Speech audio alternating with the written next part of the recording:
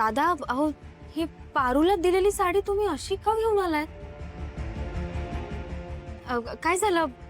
आईंनी खूप प्रेमाने पाठवली होती ती साडी. तिला आवडली नाहीये का? दादा, हो आधी तरी सांगायचं. दुसरी साडी दिली असती ना. आज तिचं हळदी कुंकू आहे, असं काय करता तुम्ही?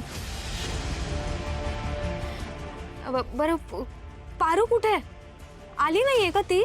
अगं प्रिया, आईने तुझं हळदी कुंकू ठेवलंय ना, मग पारूने कशाला सजून यायला हवं? दादा,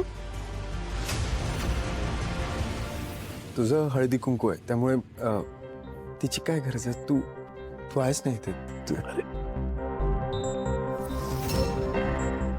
आदित्य बाबा, मी तुम्हाला सांगितलं होतं ना की अहिल्या मॅडमनी प्रिया मॅडम सोबत पारूचं सुद्धा हळदी कुंकू ठेवलंय म्हणून.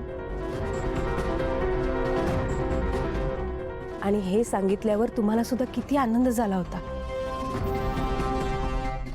तुम्ही मला सांगितलं होतात ना की तुम्ही स्वतः पारू आल्यावर तिला अहिल्या मॅडमनी दिलेली साडी द्या आणि तिला हळदी कुंकाला यायला सांगाल म्हणून. मग तुम्ही आता असं अचानक का बोलताय? पारू कुठे आहे? काय झालं?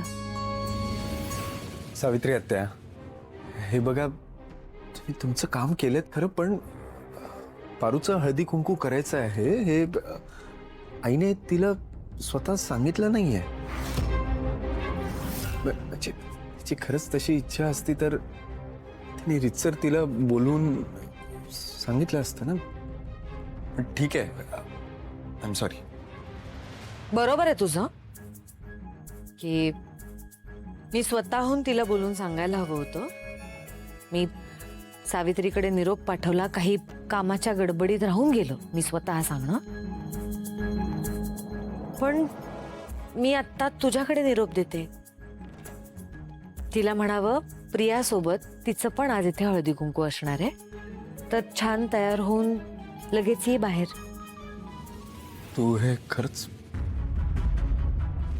मनापासून बोलतेस? नाही म्हणजे तू पारूचं हळदी कुंकू करणार आहे म्हटल्यावर तू तिचा सून म्हणून स्वीकार केलास?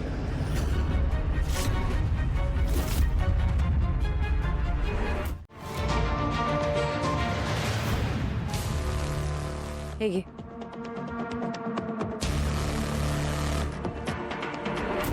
झालं समाधान? हेच हवं होतं ना तुला? बस आत्ता इथे फक्त आणि फक्त माझ्या एका सुनेचं म्हणजे प्रियाचं हळदी कुंकू होणार आहे. माझ्याकडून जबरदस्ती कुणीही काही वदवून घेऊ शकत नाही. खरं तर मी ह्या सगळ्याला तयारच नव्हते, पण माझ्यातला चांगुलपणा म्हणून मी तिचं सुद्धा हळदी कुंकू करायला तयार झाले. पण याचा अर्थ असा होत नाही की मी तिला सून म्हणून स्वीकारले. मला ती सून म्हणून कधीच मान्य नव्हती आणि कधीच मान्य नसेल.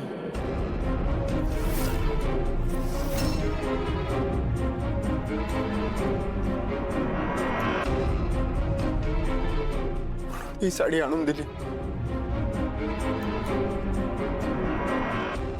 नाही, म्हणजे तुम्ही प्लीज प्रियाचं हळदी कुंकू करा. अरे, पारूचं हळदी कुंकू करायला तिचा नवरा समर्थ आहे.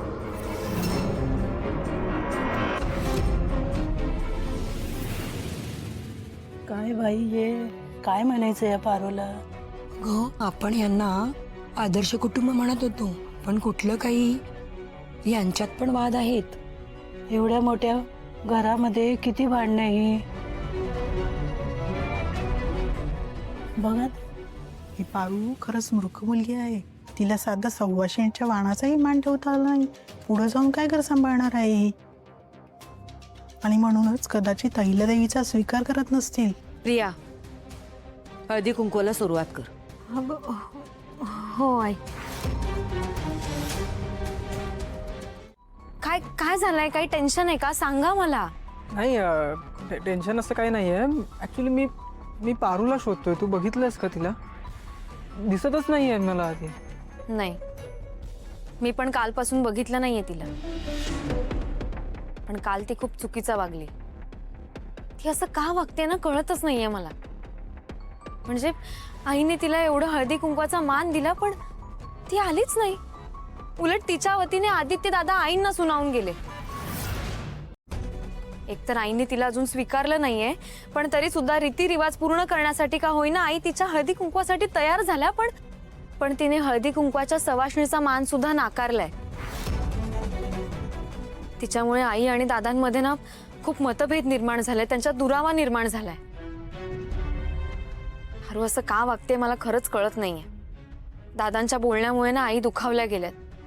मला पारूचं हे वागणं ना अजिबात पटलेलं नाहीये.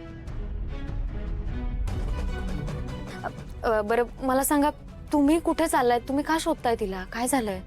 नाही, काही असं स्पेशल कारण असं नाही आहे. मला पण नाही पटलं तिचं वागणं. खरं तर तिला बोललं पाहिजे. आणि ती ह्या सगळ्या सणांना आनंदाने पुढे येते ना. आईचा शब्द तिच्यासाठी प्रमाण शब्द असतो. मग ती का असं करते? विचारलं पाहिजे तिला. बहुतेक ती घरातच नाहीये. पण ती मला भेटली ना की मी तिला जाब विचारणार आहे.